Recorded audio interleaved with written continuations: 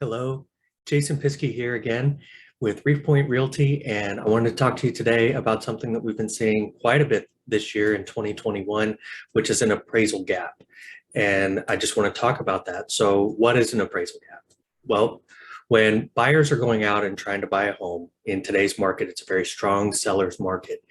And what is happening is they have to offer more than the actual asking price. So just as an example, if a house is priced at $500,000 and there's a lot of competition for that, they may have to come in at a much higher price, say 550 or 580, just depending on the house and the market and how strong the competition is for that.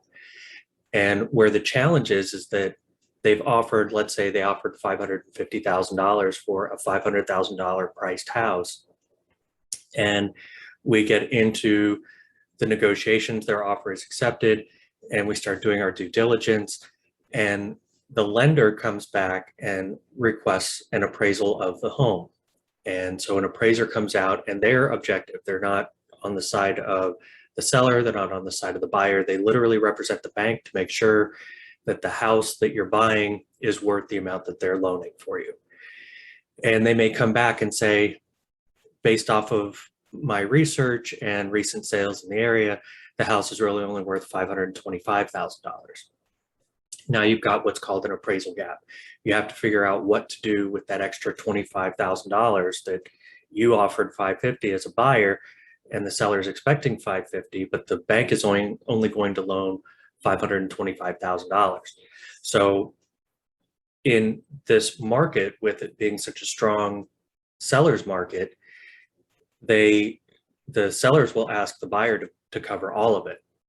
You could try and negotiate, depending on how strong you still feel that you are in the marketplace. You could try to negotiate some of that. The buyer could pay all of it. The seller could reduce the price. You could do a combination of the two, maybe offset some of the requests for repairs with a price change. There's a few things there's quite a few things you can do. Work with your realtor to work on that kind of negotiation. So I wanted to at least bring that up. It's good to know going into it that there could be an appraisal gap. And that's where you really need to rely on your realtor to pull up recent sales in the area and have a story to be able to present and help guide you on how high you should go. If you are going to go over the asking price, you don't want to be crazy about it. It may be the home that you absolutely love. You may be ready to go and you're willing to pay any price. And if that's the case, great. If you've got the funds to cover an appraisal gap, even better. Just make sure you're having that conversation with your realtor. Also lean on your realtor to make sure that you aren't overpaying.